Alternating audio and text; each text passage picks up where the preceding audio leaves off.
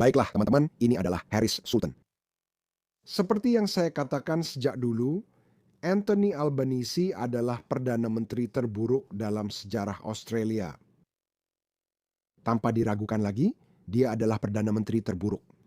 Dan ketika kita melihat kembali ke titik sejarah ini, akan menjadi semakin jelas bahwa Anthony Albanese adalah Perdana Menteri terburuk.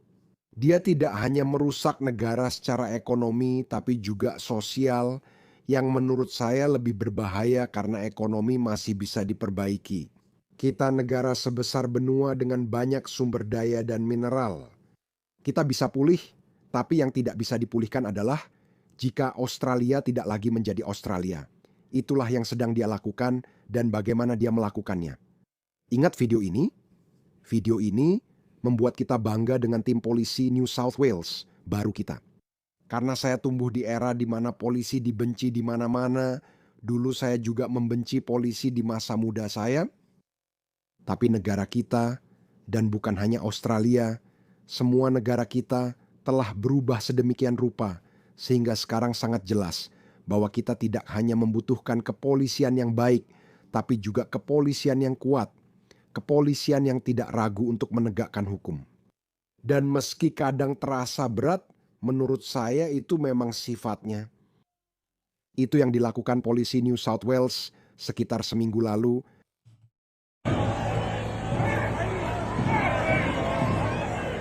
Kalian, apa yang kalian lakukan? Orang ini terhubung dengan butahirnya. Oke? Imam ini terhubung dengan butahirnya. Dia seorang Islamis radikal, garis keras. Apa yang kalian lakukan?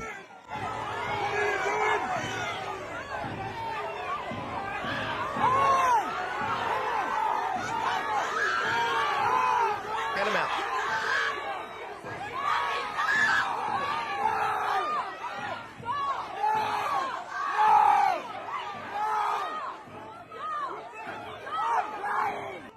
Para idiot yang terbangun ini tak tahu siapa yang mereka bela.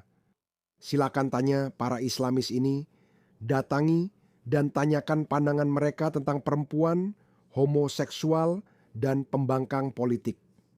Mereka akan memberitahumu, menurutmu, apa yang seharusnya terjadi pada pezina. Banyak kaum woke dianggap pezina karena tak percaya pernikahan dan nilai tradisional. Tanya pendapat mereka soal topik seperti itu. Mereka membenci Barat. Apa kesalahan kita? Jadi, pokoknya kamu tahu video ini, ya saya akan memutarnya lagi. Kalau kamu mau menonton video ini, silakan tonton video saya sebelumnya yang saya buat tentang topik ini yang omong-omong cukup sukses. Saya sudah buat video detail soal ini. Tidak ada lagi doa Islam di jalanan. Harris Sultan. 250.000 orang menonton, sekitar 60.000, 70.000 di antaranya orang Australia, angka yang bagus menurut standar Australia. Oke, jadi saya tahu bahwa narasi kita makin populer. Kita harus tegas. Kalau tidak, kita akan menjadi seperti Inggris dan Inggris sudah mulai melawan balik. Saya akan membuat video terpisah tentang partai baru Rupert Lowe, Restore Britain. Tapi negara-negara lain sudah mulai melawan balik, Eropa juga mulai melawan balik. Kita harus belajar dari kesalahan Eropa. Beberapa budaya tidak akan pernah bisa bercampur. Mereka sendiri bilang tidak suka kita dan menyampaikan keinginan mereka. Lihat ini, Imam Sydney. Kita lupa bahwa ada syariat Allah Subhanahu wa taala yang menunggu untuk ditegakkan. Yang menunggu untuk ditegakkan. Kita lupa bahwa setiap hari kita hidup tanpa syariat Allah Subhanahu wa taala dan sedang dihina. Kita sedang direndahkan. Darah kaum muslimin telah menjadi murah. Mereka menyampaikan pandangan ini secara terbuka dan penuh kebanggaan. Kita seharusnya melawan ideologi dan pola pikir seperti ini. Mereka secara terang-terangan mengatakan bahwa mereka ingin menggulingkan cara hidup Australia, sistem pemerintahan Australia, demokrasi sekuler dan liberal kita, lalu menggantinya dengan syariah. Mereka mengatakan, kenapa kamu tidak seharusnya mengubah budaya, tapi justru Perdana Menteri kita yang lemah dan penakut, Anthony Albanese, mengatakan hal ini. Dengarkan ini, sangat berempati pada penderitaan komunitas Muslim akibat terganggunya ibadah mereka. Anda benar-benar khawatir soal itu, Elmer. Sepertinya itu milik orang ini. Butarirnya. Manifesto yang mereka nyatakan adalah bahwa mereka ingin menegakkan syariah melalui cara damai di Australia. Isu yang perlu ditangani. Karena menurut saya, orang-orang harus punya hak untuk menjalankan keyakinan mereka dengan damai. Menjalankan keyakinan mereka dengan damai. Ini bukanlah kedamaian ketika Anda menyebarkan teror, ketika Anda membuat pernyataan politik, ini bukanlah menjalankan keyakinan dengan damai. Ini justru mengganggu orang lain. Ngomong-ngomong, mereka sebenarnya sudah diperintahkan untuk pindah, tapi tahu apa yang mereka lakukan? Mereka tahu hal ini akan terjadi, jadi mereka berhenti di situ karena mereka berpikir, oh, orang kulit putih ini takut mendorong kami saat kami sedang berdoa. Ini alat propaganda yang efektif untuk Muslim ini. Gambar-gambar ini sudah tersebar ke seluruh dunia Muslim, dan mereka semua berkata, oh, lihat betapa teguhnya kita. Padahal kalian hanya bisa teguh karena kita punya kepemimpinan politik yang lemah. Itu satu-satunya alasannya. Polisi New South Wales, kalian membuat kami bangga. Kami ingin lebih banyak dari kalian. Kami ingin polisi New South Wales, polisi Victoria, dan semua kepolisian besar di barat seperti itu. Orang ini terhubung dengan orang itu, kau tahu. Ini yang dia katakan setelah 7 Oktober. Tersenyum. Aku senang dan tercerahkan. Ini adalah hari keberanian. Ini hari keberanian. Saudara-saudaranya baru membunuh 1.200 orang Israel dalam serangan teroris terburuk.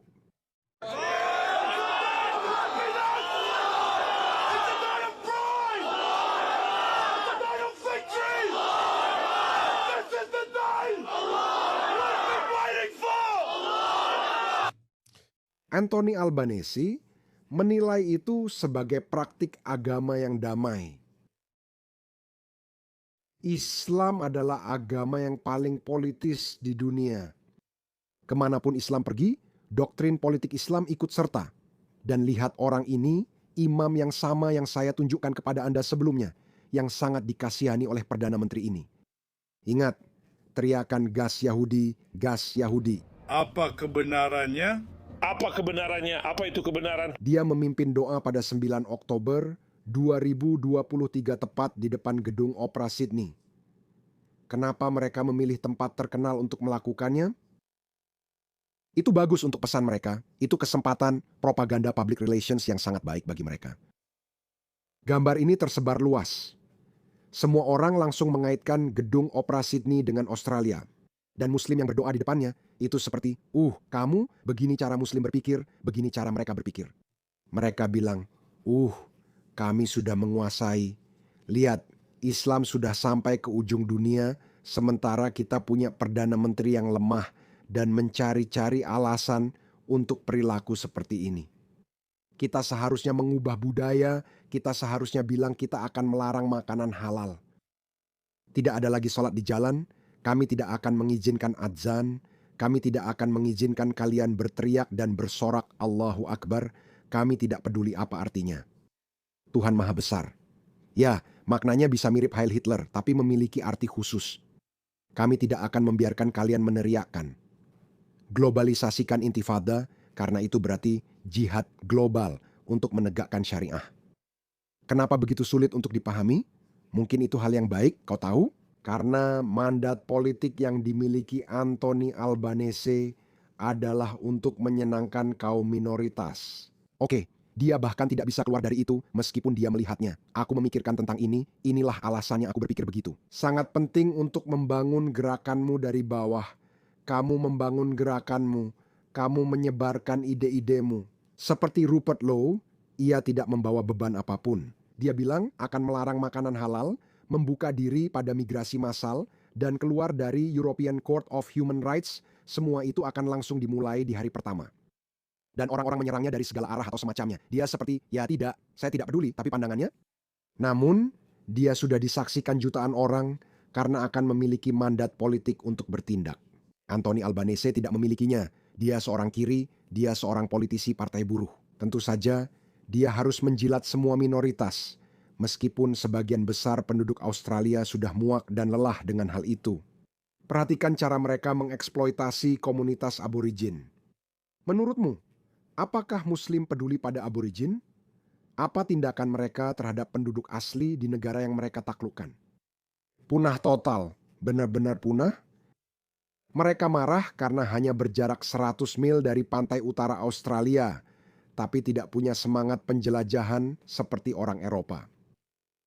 Orang Belanda dan Inggris datang dari sisi lain planet ini, dan mereka menaklukkan Australia. Dengarkan ini. Kita bertemu di sini diputar di tanah yang dicuri. Dan ini tidak selalu begitu. Menurutmu, dia akan menyebutnya tanah curian jika bangsanya yang merebutnya? Mereka tetap membanggakan penaklukan Spanyol. Apa urusanmu di Spanyol? Mereka bangga dan masih meratapi itu, sambil berkata akan merebutnya kembali suatu hari nanti. Spanyol akan selalu menjadi tanah aborigin. Kami percaya pada perlawanan bersenjata. Saya katakan kembalikan perlawanan bersenjata. Orang ini bernama Muhammad Syarab, tinggal di Melbourne. Mereka terang-terangan bicara soal perlawanan bersenjata. Bisakah saya bilang begitu? Saya akan coba saja. Saya ingin polisi datang agar bisa bertanya kenapa dia tidak ditangkap. Mari dengarkan pesannya, lalu saya beri pernyataan dengan cerdik. Kami mendukung perlawanan bersenjata. Saya katakan kembalikan perlawanan bersenjata dan berikan Amerika hukuman yang pantas, yaitu kematian. Saya katakan kembalikan perlawanan bersenjata. Saya katakan berikan dunia Muslim apa yang pantas diterimanya, kematian. Mari kita lihat apakah itu ujaran kebencian atau kebebasan berbicara. Saya yakin dia menikmatinya. Itu memang layak untuk Amerika. Itulah yang layak diterima dunia Muslim.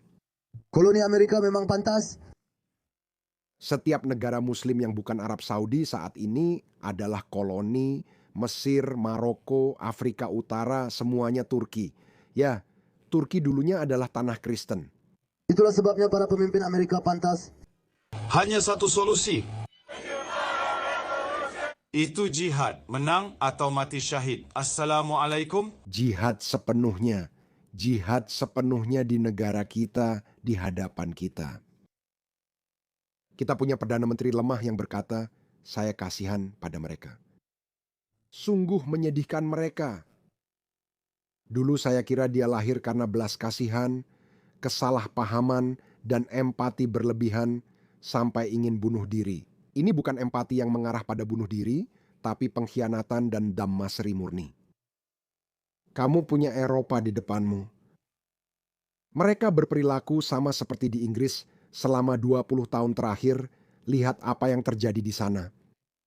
Mereka melakukan hal yang sama dan seolah membantu diri sendiri, karena itulah nilai-nilai Islam selalu membawa Anda. Inilah Islam yang tengah bangkit kembali setelah tertidur 2 atau 300 tahun terakhir. Sebelumnya, mereka sangat sukses dan mendominasi Eropa Timur serta Timur Tengah.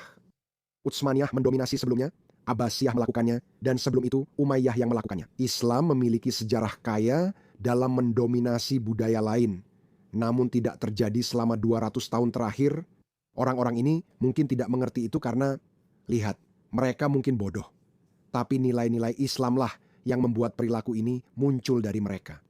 Islam mendorong mereka menyebarkan iman kepada Allah, karena itulah iman yang benar.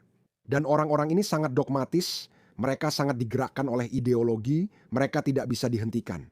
Mereka benar, mereka tidak takut mati, mereka rela mati demi tujuan mereka yang sesat. Silakan lakukan apa saja, tapi di mana posisi kita? Kapan kita akan berkata tidak dan meminta lakukan di negara kalian sendiri? Kami tidak ingin menjadi dhimmi kalian. Dhimmi berarti warga negara kelas 2 atau 3. Itulah nasib akhir bagi Yahudi dan Kristen, bukan bagi ateis seperti saya, ateis.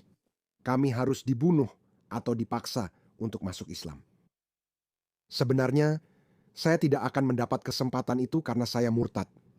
Tapi ateis barat bisa diberi kesempatan bertobat dan mengucap syahadat. Banyak orang akan melakukannya. Ini adalah perang peradaban. Saya tidak mengada-ada atau menakut-nakuti. Ini nyata di depan kalian. Lihat apa yang terjadi di Eropa. Menjadi orang yang tidak tahu kenyataan di zaman sekarang ini bukanlah alasan. Itu bukan alasan. Dalam 10-20 tahun ke depan, kamu tak bisa bilang, maaf, saya tak melihat itu terjadi. Saya hanya berusaha baik pada mereka. Saya tak suka orang rasis dari bangsa saya. Kamu tidak bisa bilang seperti itu karena kami akan bilang, ada orang-orang seperti kami yang sudah berteriak-teriak. Kami bukan orang kulit putih, jadi tidak bisa disebut rasis. Mereka mirip ras dan warna kulit saya, yaitu coklat. Ini bukan masalah ras, tapi ideologi. Mari kita dengarkan omong kosong ini. Ketika membahas Palestina merdeka dan membebaskan kita bicara soal pembebasan dari koloni ini ke Altaroa, Papua Barat, Pulau Penyu, Sahara Barat, hingga ke seluruh dunia. Bahasa ini menarik bagi kaum woke yang tak berpikir, pakai anting hidung, dan berambut ungu. Rasanya seperti, oh ya, kebebasan, anarki, sosialisme, apa. Mereka tidak bilang kamu harus hidup di bawah syariah, itu yang tidak mereka pahami. Syariah, kalian tahu nggak artinya apa? Bodoh-bodoh. Gadis-gadis ini, kalian nggak boleh keluar di tempat umum. Saat kita menjatuhkan sistem ini, setelah sistem ini runtuh, akan diganti syariah. Itulah siapa mereka. Sekali lagi, saya kembali ke dia. Perdana Menteri terlemah dan terburuk Australia, Anthony Albanese, merasa kasihan pada mereka. Dan dia tidak merasa kasihan pada masyarakat Australia, pada cara hidup Australia, budaya Australia, identitas Australia. Australia bukan negara Muslim, dan masa depannya tidak terkait identitas atau ideologi agama asing.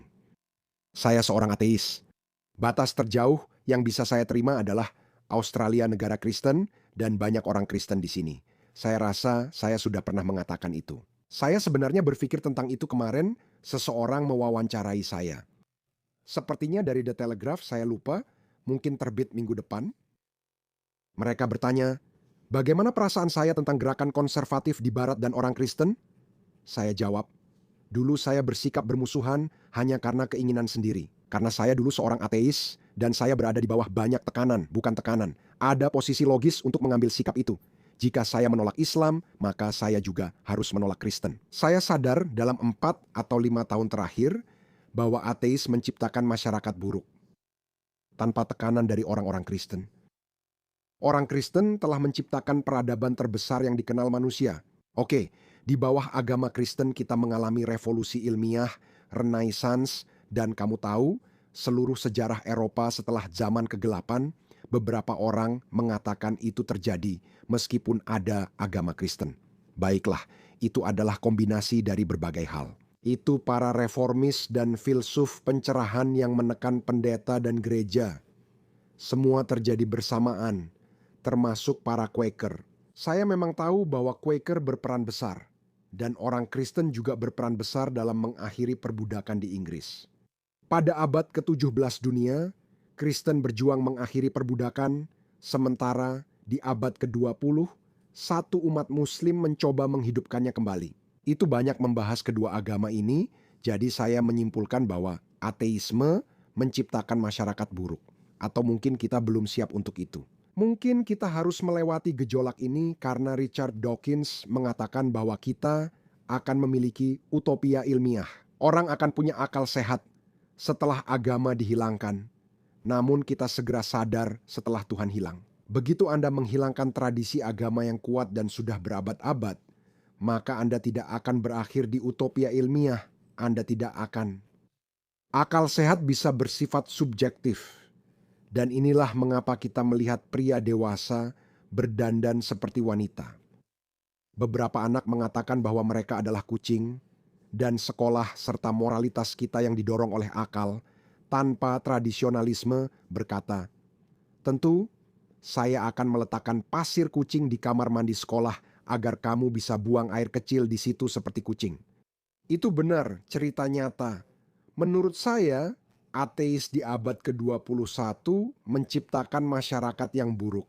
Mungkin kita jadi ateis terlalu cepat, saya tidak tahu.